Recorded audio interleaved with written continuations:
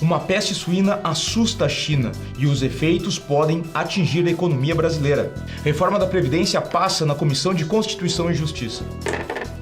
Encontro inédito entre Vladimir Putin e Kim Jong-un para debater o programa nuclear norte-coreano. Violência contra a mulher ainda assola o Brasil. Tudo isso aqui, agora, no Me Salva News.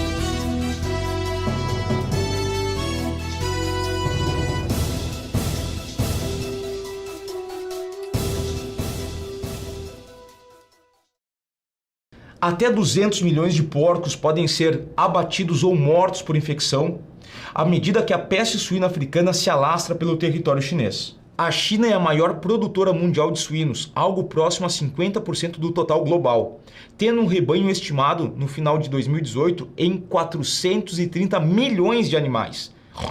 Isso se deve ao elevado consumo do produto, algo próximo a 54 milhões de toneladas ano. A título de comparação, o rebanho brasileiro de suínos gira em torno de 41 milhões de cabeças, tendo a região sul do país a maior concentração, com Santa Catarina no topo do ranking estadual. A peste, que já se alastrou por toda a nação do leste asiático, vem se agravando e já acomete também outros países da Ásia, como Vietnã, Japão, Mongólia e Camboja. Partes da Europa também já registraram casos. Os Estados Unidos intensificaram as ações para evitar a entrada de carne contaminada da China. Aqui no Brasil, o Ministério da Agricultura, Pecuária e Abastecimento está preocupado com a possibilidade da doença chegar ao território nacional. Clara, quais são as medidas tomadas pelo Ministério? O Departamento de Saúde Animal do Ministério da Agricultura ampliou as medidas de vigilância sanitária que buscam evitar o ingresso do vírus da peste suína africana no país. O último caso registrado no Brasil foi em 1978. Todos os setores do Ministério ligados à defesa agropecuária, juntamente com instituições públicas e privadas que trabalham com a produção de suínos, devem tomar as medidas para evitar a contaminação. A doença reduz a produção chinesa de carne suína, alavancando importações de carne, de bovinos, aves e pescados para o país e reduzindo a demanda por rações animais produzidas com commodities como a soja e o milho. Dessa maneira, a balança comercial do Brasil pode ser intensamente afetada, já que no topo da pauta das exportações nacionais está a soja. A China é o maior importador mundial dessa oleaginosa. Entretanto, no primeiro trimestre de 2019, as importações de soja no país asiático recuaram 14%. Em contrapartida, as exportações de proteínas podem ter grande valorização. Após a PEC da Previdência receber o aval na CCJ, ela começa a tramitar no Congresso Nacional. O Congresso Nacional é composto pelo Senado Federal e pela Câmara dos Deputados, motivo pelo qual este sistema é denominado de bicameralismo. Responsáveis pela função legislativa, a Câmara e o Senado são constituídos por diversos órgãos internos, entre eles a Comissão de Constituição e Justiça, CCJ, previsto na Constituição Federal de 1988, conhecida como a Constituição Cidadã. A nossa repórter, professora Clara, traz mais informações sobre a atual Constituição brasileira. É com você, Clarinha. Obrigada, Chuchu. Estamos aqui no estúdio com o nosso professor Vicente, professor de História aqui do Me Salva, que vai nos contar um pouco mais sobre a nossa Constituição. Vicente, de forma breve, como é que a gente explica para os estudantes no que consiste a Constituição brasileira? A Constituição é o conjunto de regras e normas que visa organizar as instituições e o Estado brasileiro como um todo. Então ela define papéis e limites das instituições, ao mesmo tempo que ela garante direitos para a sociedade civil e deveres também. A gente pode dizer que, em termos filosóficos, a Constituição é um contrato entre os governantes e a sociedade civil, os governados. E a nossa Constituição ela não é a primeira, né, Vicente? Por que de todas elas essa é apelidada de Constituição Cidadã? Ela não é a primeira Constituição, o Brasil já teve outras Constituições, essa é a 7ª, e ela recebe o apelido de Constituição Cidadã, porque ela foi promulgada num momento importante da redemocratização do país. Então ela substitui uma Constituição autoritária do período da ditadura civil-militar e ela vem para assegurar direitos políticos, direitos sociais e proteção às minorias. Por isso ela recebe o título de Constituição Cidadã. É um marco da redemocratização do país em 1988. A apreciação de PECs, propostas de emenda à Constituição ou outras preposições pela CCJ se faz necessária para que estas sejam avaliadas em relação à sua constitucionalidade, assim como avaliar se elas se encontram em conformidade com os princípios de nosso sistema jurídico.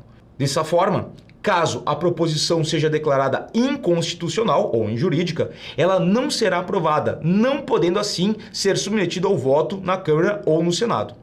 No caso da PEC da Previdência, para aprovação na CCJ, 4 pontos foram retirados, permitido assim seu encaminhamento para a próxima instância, a Comissão Especial. Esta, por sua vez, será responsável pela análise do texto que muda as regras de aposentadoria. A comissão tem até 40 sessões para concluir seus trabalhos. As primeiras 10 sessões são reservadas para apresentações de emendas que sugerem modificações no texto. O final de abril foi marcado por um encontro inédito entre Vladimir Putin e Kim Jong-un, na cidade russa de Vladivostok. Um dos assuntos discutidos em tal encontro foi o polêmico programa nuclear norte-coreano. O encontro inédito ocorreu poucos meses após o fracasso da conferência entre Kim Jong-un e o presidente dos Estados Unidos, Donald Trump, em Hanoi, no Vietnã, que terminou antes do previsto e sem acordo.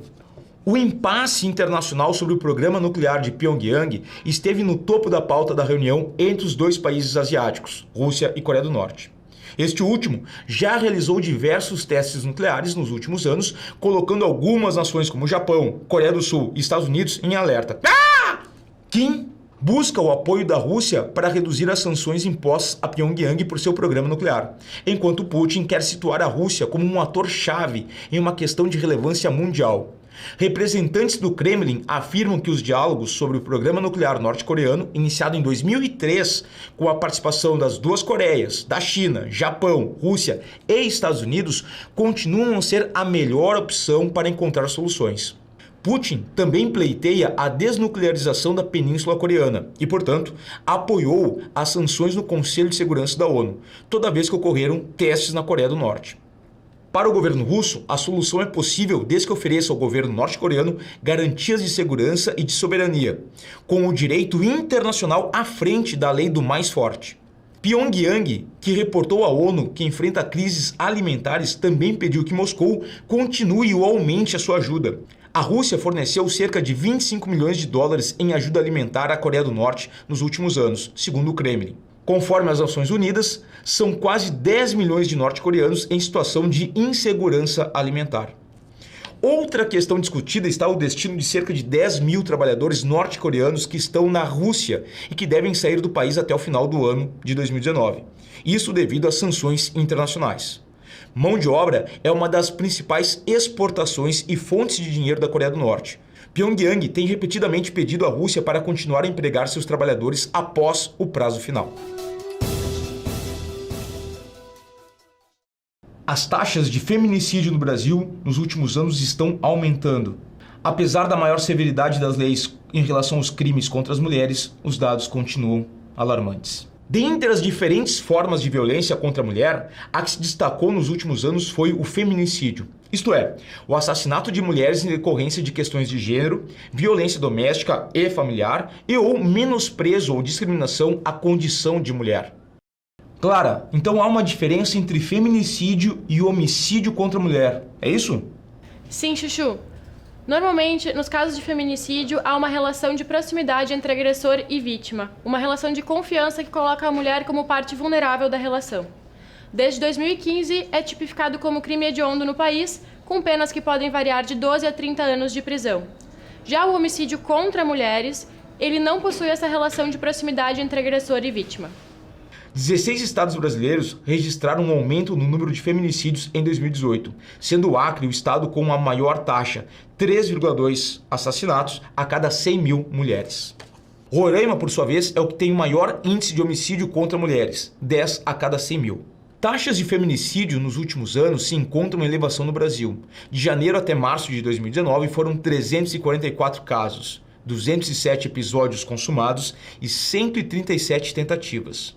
A taxa de letalidade é de 60% em crimes ocorridos em todos os estados brasileiros, além do Distrito Federal. A média é de 5,31 casos por dia, ou um caso a cada 4 horas e 31 minutos. Uma possível explicação para esse cenário de violência é que a mesma é estrutural, está enraizada na formação social do nosso país. Somos uma nação que não trabalha sua memória e tende a ignorar como se deu a formação da mulher na sociedade brasileira. Fala-se de mulheres que foram escravizadas, estupradas e tratadas como mercadoria durante muito tempo. E pela história das mulheres não ser trabalhada, acaba se repetindo tragicamente. A Lei Maria da Penha, promulgada em 2006, é considerada um marco importante no enfrentamento da violência contra a mulher. Porém, faltam métodos que garantam a aplicação de medidas protetivas. Por vezes, a solicitação é feita, mas há demora por parte da justiça em considerar tais medidas. E a mulher acaba apanhando novamente, ou até mesmo morrendo antes de ser atendida. São também necessárias soluções de longo prazo que ajudem a transformar a cultura da violência contra a mulher ainda existente no país e no mundo. Então ficamos aqui com mais um Missão News. Na próxima edição, mais atualidades disponibilizadas, ofertadas, servidas a vocês. Até lá e um beijo na bunda.